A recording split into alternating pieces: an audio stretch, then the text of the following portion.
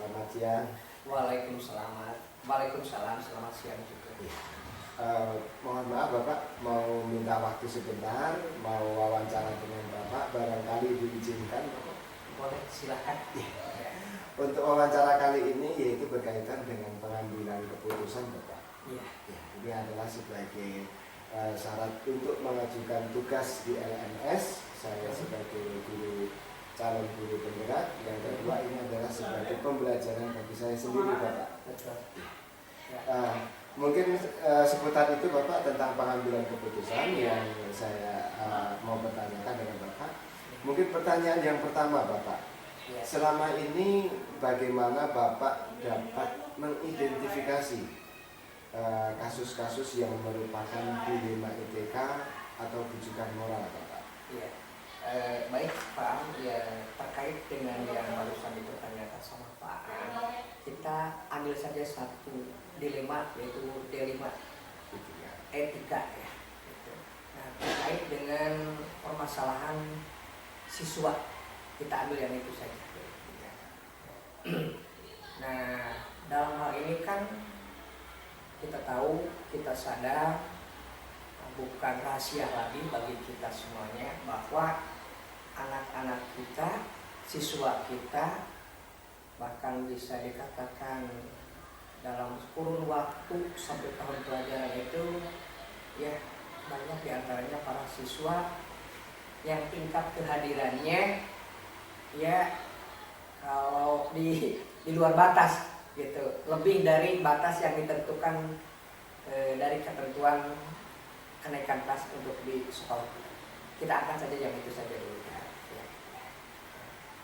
Kemudian Pak, yang kedua, selama ini Bapak bagaimana menjalankan pengambilan keputusan di sekolah Bapak, terutama untuk kasus-kasus di mana ada dua kepentingan yang sama benar Bapak, atau sama-sama mengandung nilai kebajikan. Jadi ini lebih menjalankan pengambilan keputusan itu seperti apa Pak kalau yang Bapak terapkan selama ini? Ya, yang dua-duanya benar Ya. gitu. Nah, baik Pak Am, dalam mengambil keputusan yang tadi Pak Am tanyakan terkait dengan kasusnya yang sama-sama benar, terkadang ya kita dihadapkan dengan suatu kebingungan yang tiada terhingga gitu. Nah, di satu sisi ya mungkin kita harus secara jujur bahwa itu adalah hal yang ya perlu diantisipasi. Tetapi di lain pihak memang ya secara kemanusiaan itu kita harus lebih mementingkan ya rasa kemanusiaannya itu.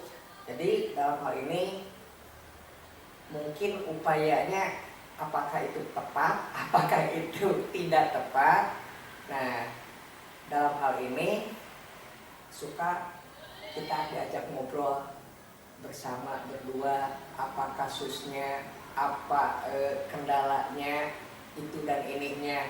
Nah, baru setelah tahu duduk permasalahannya, akar permasalahannya, baru kita putuskan yang terbaik ya buat sekolah kita gitu. Mungkin itu dalam pengambilan keputusan terakhir Bapak, mungkin cenderung yang menjadi prinsip Bapak ini apa Pak? Kalau tadi Bapak sampaikan adalah rasa kemanusiaan. betul. Atau mungkin lebih ke mengarah ke kepentingan bersama. Betul. Atau kepada peraturan yang ada. Kira-kira yang mana ya Pak ya? Mungkin yang dikecualikan itu peraturan yang dikecualikan. Jadi kepentingan bersama kita lebih utamakan, kemudian rasa kemanusiaan juga, ya karena ya itu tadi dilema yang tadi itu memang sulit untuk jadi diputuskan secara pasti gitu, secara pasti. Jadi mungkin dua-duanya yang itu yang agak tepat gitu. Kalau masalah aturan bukan kita tidak memakai ya gitu, tetapi kita nomor kesampingkan dulu aturannya gitu. Jadi yang dua tadi rasa kemanusiaan dan rasa kepentingan Ya, kepentingan bersama ya, ya, Pak ya. kepentingan bersama. Jadi itu sebagai prinsip untuk penyelesaiannya Pak ya. Iya betul. Ya, kemudian ini Pak, biasanya langkah-langkah prosedurnya itu seperti apa Pak yang biasa Bapak lakukan selama ini dalam dalam memecahkan kasus yang benar sama benar tadi? Langkahnya ini yang suka diambil Ya. atau suka dilaksanakan. Suka dilaksanakan. Ya, kita panggil yang bersangkutan tersebut, kita ajak ngobrol bersama, gitu. Ya, tadi kita gali akar permasalahannya, penyebabnya dari kasus tersebut. Nah, setelah tergali itu, ya kita saling sedikit memberikan saran, sedikit memberikan nasihat, sedikit memberikan bukan ancaman tapi catatan buat dia gitu. Nah, dalam artian catatan di sana itu, nah artinya memang itu salah, tetapi itu juga tidak terlalu salah gitu ya. Itu salah tapi itu tidak terlalu salah gitu. Jadi maka akan terjadi itu enaknya seperti apa, baik dari saya selaku pimpinan di sekolah, baik bagi beliau yang merupakan tadi tidak sedikit tersandung masalah gitu. Mungkin itu. Jadi lebih kepada kesepakatan ya Pak ya. Betul. Jadi antara Bapak sebagai pimpinan juga ada yang menghadapi kasusnya itu adalah kesepakatan. Betul. Lebih kepada kesepakatan, lebih kepada musyawarah dulu musyawarah dulu. Jadi tidak lantas mengambil keputusan yang saklek. Ya, tidak mengambil keputusan yang saklek. Nah, artinya dipikirkan, dicari dulu akar permasalahannya, dipikirkan. Nah, barangkali itu yang lebih manusiawi gitu Pak, daripada kita saklek dengan aturan. Tapi terkadang ya suka disampaikan juga kepada beliau itu, Bu atau Pak, itu yang harus dipertanggungjawabkan, bukan dalam kurun waktu 1 tahun pelajaran. Jadi bagaimana baiknya? Nah, setelah dia dikasih arahan seperti itu, dia memberikan solusinya, dia memberikan kesanggupannya, nah baru itu menjadi keputusan akhir. Gitu. Terima kasih Pak. Untuk yang pertanyaan keempat Pak, hal-hal apa saja Bapak yang selama ini Bapak anggap efektif dalam mengambil keputusan pada kasus-kasus dilema etika benar dan benar tadi Pak? Jadi hal-hal yang paling efektif itu dalam pengambilan itu kira-kira apa saja Pak menurut Bapak? Saya belum bisa mengatakan mana yang paling efektif, mana yang kurang efektif. Tapi itu langkah yang seperti tadi itu, ya, artinya kalau dikatakan kurang efektif, ya. Kalau dikatakan efektif juga iya. Artinya tergantung orang yang punya kasus tersebut gitu. Artinya tergantung kepada kasus orang tersebut. Ya, kalau dia memahami apa yang kita tadi bicarakan, ya itu efektif. Yeah. Tetapi manakala orang tersebut, ya ketika kita ngobrol, dia manggut-manggut iya, tetapi di belakang tidak menyadari gitu. Nah seperti itu dikatakan ya efektif ya tidak gitu. Gitu. Terima kasih Bapak. Kemudian Pak, yang berikutnya, hal-hal apa saja nih Pak yang selama ini merupakan tantangan dalam pengambilan keputusan Pak dalam kasus dilema etika yang menjadi tantangan untuk Bapak? Yang sangat-sangat menjadi tantangan buat saya terkait kasus tersebut adalah itu tadi ya, setelah kita ngobrol bersama antara ya dari hati ke hati gitu. Nah tapi di belakang itu dia tidak menyadari ya atas kekeliruannya. Nah itu yang sangat-sangat menjadi tantangan. Jadi kalau istilahnya apa ya, ya tadi menjangkuti, tadi dia sanggup tapi tidak dilaksanakan, atau mungkin belum dilaksanakan gitu. Ada di antara itu yang dikatakan paling apa tadi?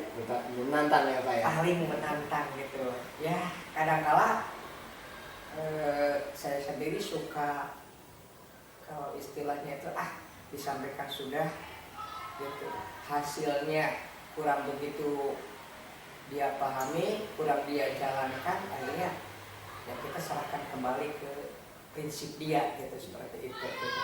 Jadi lebih kembali kepada pribadi yang bersangkutan. Betul gitu ya, lebih karena ya yang namanya manusia kan Pak, ya. Kalau ditunjuk atau dikatakan salah, jarang sekali orang itu akan menerimanya. Nah, tapi jadi maksud saya itu dengan cara diberi arahan seperti itu, ya barangkali dia terbuka hatinya, terbuka pemikirannya bahwa tindakan ya, menyimpang gitu ya, atau bukan menyimpang ya, hal tersebut kurang sesuai gitu dengan ya hal yang umum. Tapi apabila gini Bapak, si yang bersangkutan ini belum menjalankan sesuai kesepakatan gitu. Betul. Kira-kira mau dipanggil lagi atau bagaimana kalau menurut Bapak? Kita coba kembali gitu. Hanya sudah barang tentu tidak dalam rentang waktu yang cepat gitu. Dalam rentang yang cepat gitu. Bahkan ya termasuk saya sendiri gitu. Artinya diskusi dengan rekan yang lain yang lebih senior gitu. Nah barangkali di sekolah kita ini ada di antara rekan kita yang punya permasalahan seperti ini. Nah oleh saya sudah diajak ngobrol, sudah diarahkan. Nah barangkali itu akan lebih didengar oleh rekan-rekan ketimbang oleh saya. Nah kadang-kala itu gitu. Oke, ya, terima kasih. Kemudian pertanyaan berikutnya, apakah Bapak memiliki sebuah tata cara atau jadwal tertentu dalam sebuah penyelesaian kasus di bidang etika ini, Pak? Apakah Bapak langsung menyelesaikan di tempat atau memiliki sebuah jadwal menyelesaikannya? Atau seperti apa prosedur menurut Bapak yang selama ini? Gini Pak, yang sering saya coba gitu, dalam menangani ya seperti kasus tadi gitu, saya suka kalau dikatakan punya jadwal tertentu tidak gitu. Hanya ketika kita mendengar isu atau laporan ini dan itu kadang-kala disimpan dulu gitu, dipelajari dulu.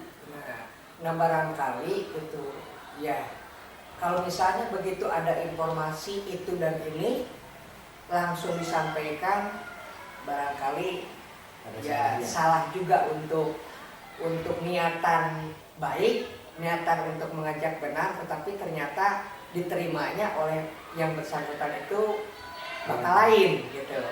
Jadi tadi intinya kalau terjadwal tidak gitu ya, tapi suka diredam dulu beberapa hari, dipikirkan. Nah kadang-kala dengan cara seperti itu suka terlintas bayangan, oh mestinya menghadapi atau menyelesaikan kasus ini seperti ini, masalah ini seperti ini langkahnya. Nah hanya seperti itu Pak. Kalau langkah atau kalau terjadwal jarang gitu, hanya tadi tengah waktu yang ya ditunggu beberapa hari, barangkali ada semacam gambaran petunjuk kalau ada petunjuk. Nah barangkali seperti itu. Jadi disimpan dulu Pak ya, dipelajari, kemudian diputuskan tindakannya mau apa kan gitu Iya, Pak ya. betul. Jadi Gitu. itu barangkali nanti kalau langsung mungkin malah justru informasinya belum banyak, belum Betul. komplit malah jadi gitu kan. Mohon, iya seperti itu ya. Berikut Pak, nomor 7 Pak. Adakah seseorang atau faktor-faktor yang selama ini mempermudah membantu Bapak dalam pengambilan keputusan dalam kasus dilema itu Pak? Ya, ada Pak.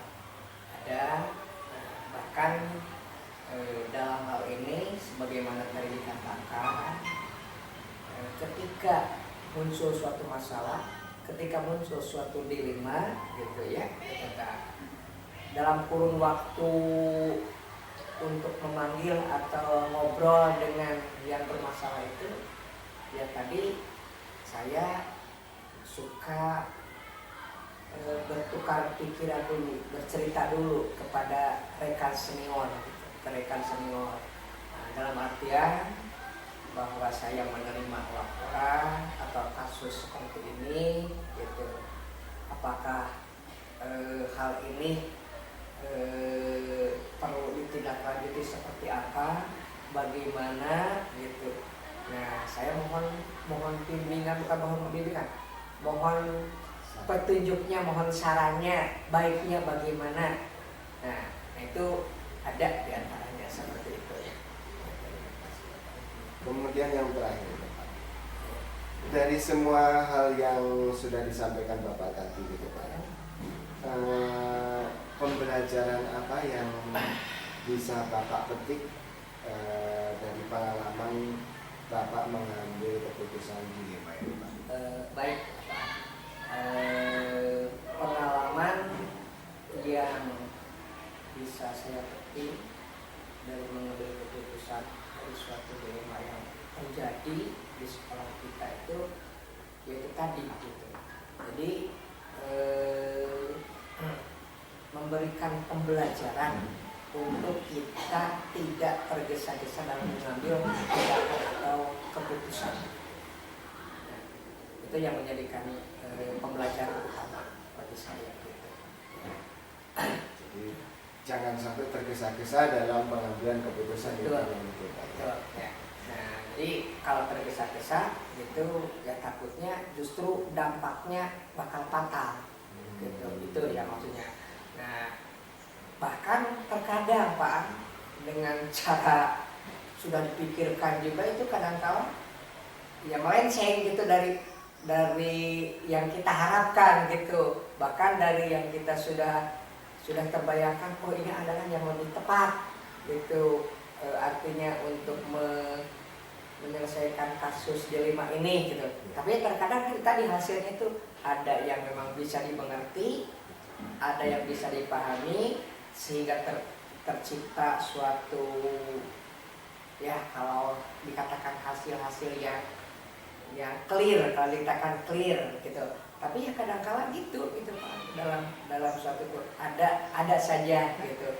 Karena tadi juga dikatakan, karena ya yang namanya manusia kan berbeda gitu, berbeda. Nah, sudah barang tentu pola pikirnya, pola penerimaannya juga ya berbeda gitu. Tapi umumnya alhamdulillah gitu, dengan cara seperti tadi mereka bisa memahami dan bisa menyadari. Iya.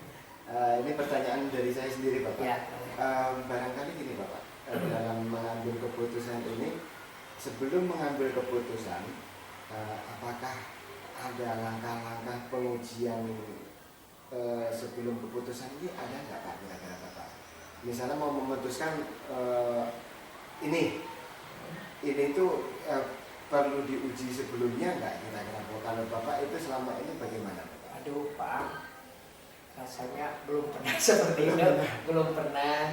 Tapi hanya kita dalam tadi menentukan itu kita tetap tidak lepas dari nurani, ya, dari nurani gitu. Jadi artinya kita pikirkan, kita serap dengan nurani. Nah, kalau tadi anak itu ya cukup tidak apa ya, akan tersinggung, akan justru malah pukah. Nah itu baru. Jadi kalau diujinya kurang tahu atau apa bagaimana belum gitu. Belum gitu. Maksudnya gini Pak, jadi keputusan yang ini bakal diputuskan gitu Pak ya. Ya. Ini apakah misalnya seperti ini sebelum ini, kalau ini nanti akan begini, melalui uji ini nanti akan begini, akan begini, belum Pak ya? Belum sampai ke sana gitu. Hanya ya. Suka dilihat akhirnya. Dilihat akhirnya. Iya, dilihat akhirnya gitu. Oh, berarti tindakan yang tadi atau keputusan yang tadi itu kurang pas gitu. Nah, ke depannya itu berarti kita berpikir harus dengan cara yang lain gitu. Jadi di akhir Pak gitu. Ya. Jadi ini kalau Bapak berarti, kalau boleh saya menyimpulkan Bapak, jadi menggunakan prinsip bahwa melihat tujuan akhirnya. Betul. Ya, mungkin itu Bapak, terima kasih sudah bersedia diwawancara. Mohon maaf sudah mengganggu waktunya Bapak. Sama-sama Pak. Terima kasih Bapak. Bapak. Sama-sama.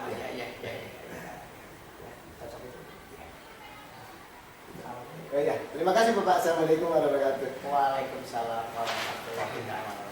Sama-sama Pak. Agak.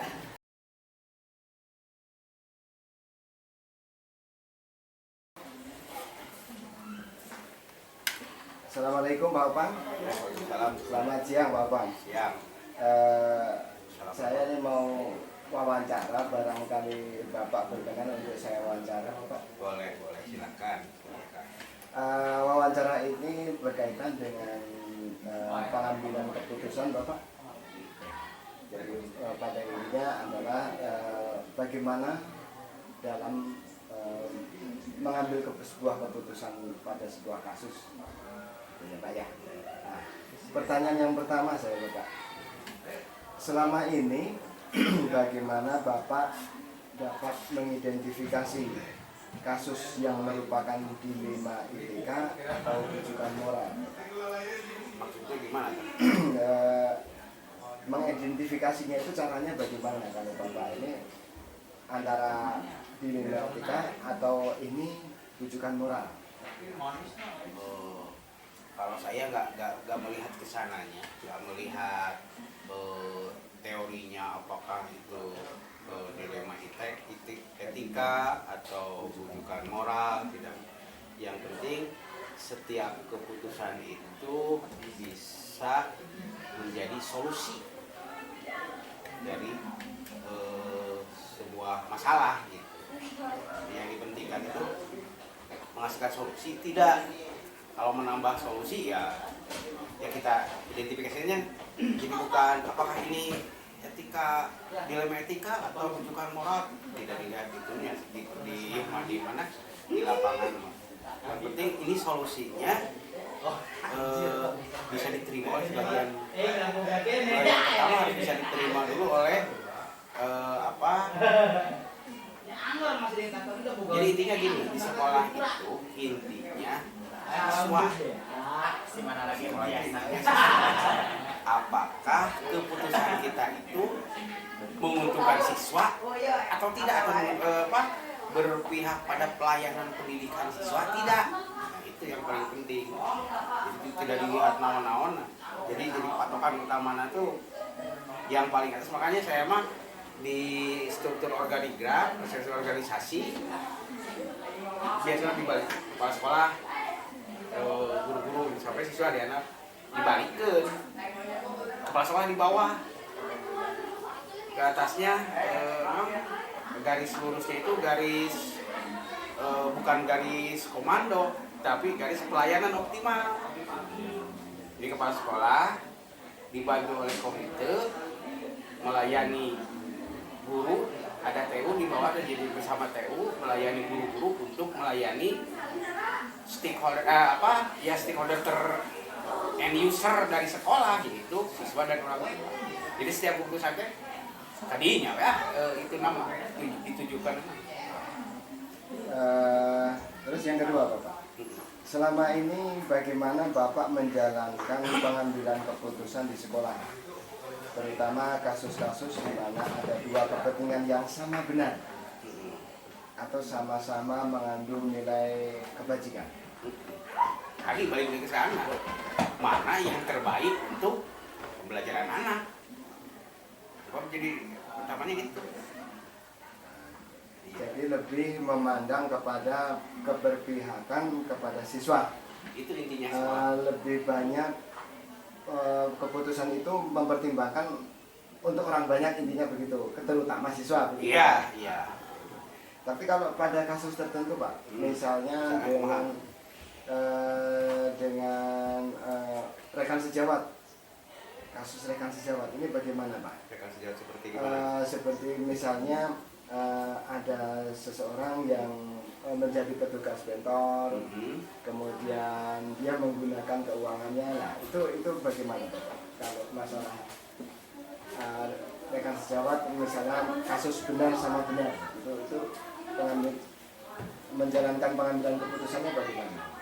Oke, pertanyaan belum jelas sih, kumaha. Ya.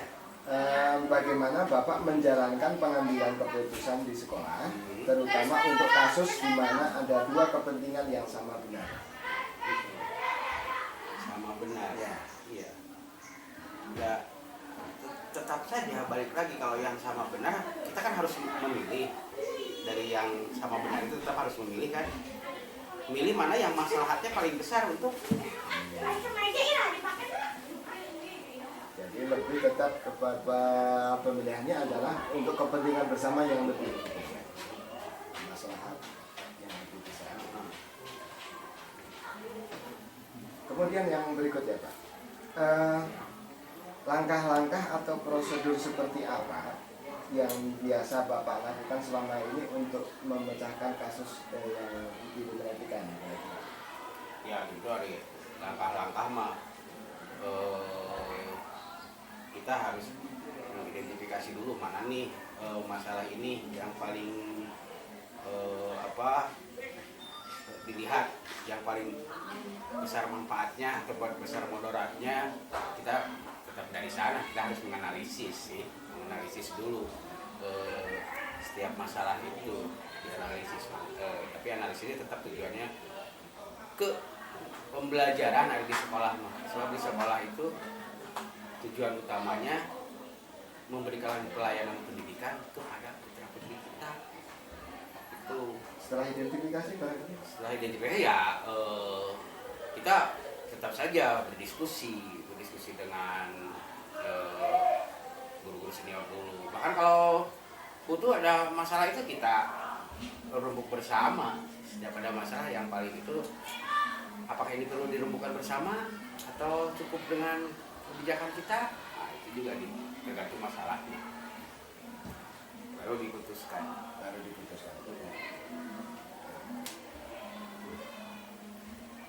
Kemudian Bapak, hal-hal apa saja selama ini yang Bapak anggap efektif dalam mengambil keputusan Pak dalam kasus di wilayah tingkat?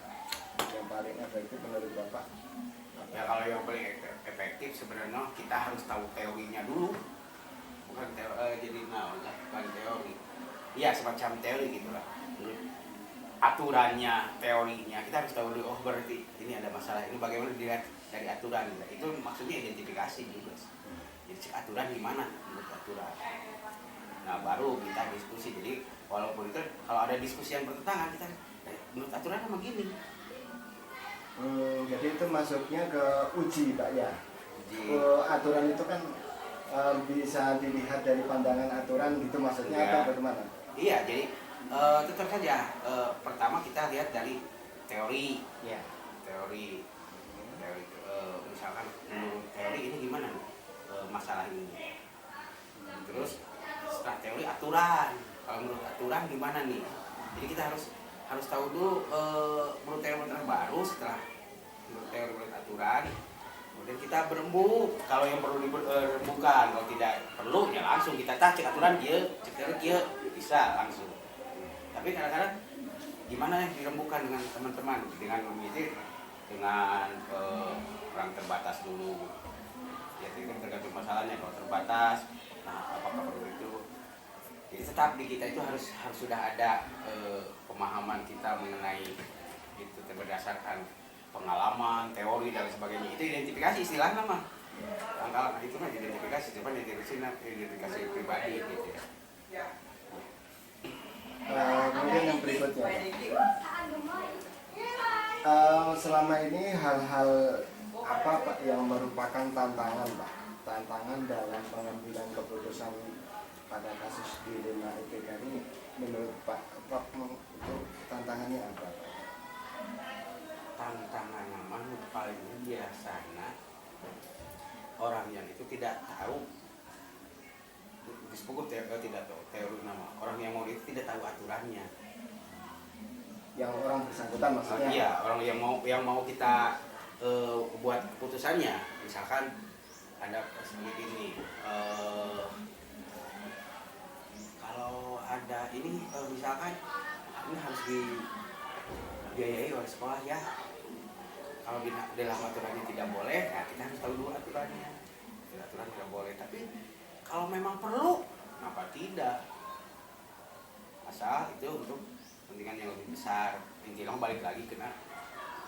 Jadi kadang-kadang yang dilema nama mereka tuh jarang baca aturan anak kumaha, apalagi teorinya. Ya, jadi yang jadi tantangan ya Pak ya. Jadi tantangan bahwa misalnya kita sudah membuat keputusan ternyata yang bersangkutan juga tidak tahu aturannya, gitu ya. Bahkan itu aturan sudah umum gitu, bahwa itu boleh atau harus atau tidak boleh, tapi mereka tidak tahu. Ya. Nah ini Pak, apakah Bapak ini memiliki sebuah jadwal tertentu dalam sebuah penyelesaian kasus Lima IPK? Apakah Bapak langsung menyelesaikan di tempat atau membuat jadwal dulu untuk menyelesaikannya atau bentuk prosedur seperti apa nih Pak yang biasa dipakai? Kita melihat masalahnya juga sih. Jadi ada masalah yang perlu diputuskan di tempat banyak, itu lebih banyak. Tapi ada lagi masalah misalkan masalah besar dalam penyelenggaraan pendidikan, semua masalah di mana-mana sama. Biasanya seperti meningkatkan kompetensi guru. Kan itu tidak bisa kita membuat kebijakan langsung secara pribadi, harus sistem yang jadi untuk menyelesaikan masalah itu ada yang bisa diselesaikan dengan keputusan langsung, ada yang dengan sistem. Berarti terjadwal Pak ya? Ada yang terjadwal, ada yang tidak pasti. Tapi yang terjadwal itu pasti ada. Seperti di sini pasti masalah itu ada. Kami menjadwalkan, membuat program yang disebut dengan Kamis Berbagi. Kamis Berbagi itu sudah ditentukan satu semester itu ada 18 minggu, semester sekarang 18 minggu. Setiap Kamis itu anak-anak pulang jam 11 setelah istirahat. Setelah istirahat mereka pulang, jamnya yang hari Kamis dipindahkan ke hari Selasa. Jadi Kamis pulang. Nah, setelah pulang sekolah yang hari Kamis itu kita sebut dengan program Kamis Berbagi. Di sana kita yang 18 minggu itu sudah ditentukan acaranya buat apa saja. Misalkan lesson study, kemudian pembahasan PMM. Ada udah terjadwal, jadwalnya ada. Di sana itu kita salah satu yang paling tujuan utamanya itu menyelesaikan sebuah masalah apa saja. Itu yang terstrukturnya seperti itu, misalkan terprogram. Kemudian ini Pak, adakah seseorang atau faktor yang selama ini membantu Bapak dalam mengambil keputusan dalam kasus hidrometrica, Pak? Pasti ada itu mah, kumaha urangna pasti ada. Siapa tuh kira-kira Bapak? Yang pertama yang harus mempermudah itu yang orang yang sudah kita kondisikan seperti wakasek itu, struktur-struktur itu sebenarnya itu mempermudah wakasek untuk mempermudah penyelesaian masalah. Tapi kadang-kadang yang tidak itu perorangan juga bisa, pribadi juga. Ini masalah sesuatu masalah bisa ditanganinya oleh orang tersebut, bisa. Jadi tidak hanya orang siapa, tidak menunjukkan siapa orang, tapi tergantung kita bisa memanfaatkannya. Jadi si pimpinan itu harus bisa mendelegasikan orang lain sesuai jobnya, kita harus bisa lihat. Jadi tidak ada orang tertentu yang khusus membantu Bapak, itu nggak ada ya? Tapi terstruktur. Tapi terstruktur ya. Oke. Yang terakhir Bapak, dari semua yang sudah saya sampaikan tadi, apa pembelajaran yang dapat Bapak petik dalam sebuah pengambilan keputusan? Pembelajaran yang terpenting sebenarnya mah ada istilah begini, bagi orang besar semacam kodenya, masalah yang menurut orang lain besar itu kecil banget. Jadi kalau kita tapi bagi orang yang cepat masalah kecil juga jadi besar. Jadi kita bagaimana membuat sebuah masalah itu supaya menjadi kecil, bisa ditangani akhirnya. Kalau masalah kecil aja jadi besar, susah. Itu bukan jadi masalah, tambah masalah. Masalah kecil jadi besar, jadi masalah besar juga kalau ditangani secara baik, karena bisa jadi kecil. Nah, saya selalu ingat, bagi orang besar itu masalah yang cukup orang lain besar, masalahnya sebagai orang besar mah kecil. Saya ingat Kak Gus Dur mah selalu bilang, ini kan istilahnya Gus Dur, quote Gus Dur itu, Gus Dur gini kalau mengenai masalah teh, gitu aja kok repot. Menurut orang lain repot itu masalah, tapi menurut dia repot menurut itu masalah kecil. Jadi orang yang besar seperti Gus Dur, masalah-masalah menurut orang lain besar kecil. Jadi itu yang penting pembelajaran dari masalah. Apakah kita bisa membuat sebuah masalah menjadi kecil? Bisa. Kita harus punya pemahaman, punya tim, punya konsep awal. Tapi namun bagi masalah kecil itu jadi kumaha ya. Padahal itu sebuah masalah kecil. Ya. Jadi tergantung kita yang memposisikan di mana Pak ya, mau Iya. jadi orang besar atau mau jadi orang kecil. Nah, gitu. Ya. Itu kuota dua, itu Pak. Satu, itu yang kedua tidak ada Superman, ada juga seperti ini. Sekarang jadi lamun orang hanya pengen itu sendiri, kemungkinan jadi masalah kecil juga masih besar. Tapi kalau dengan tim masalah besar juga jadi kecil. Jadi yang penting. Iya. Terima kasih Pak Obang yang sudah berkenan saya wawancara. Ini adalah sebagai tugas saya untuk memenuhi tugas LMS. Itu yang pertama, tapi yang paling penting adalah ini adalah sebagai pembelajaran saya sendiri Pak. Dan terima kasih atas waktunya Bapak ya. Siap, Selamat siang Bapak. Ya, terima kasih.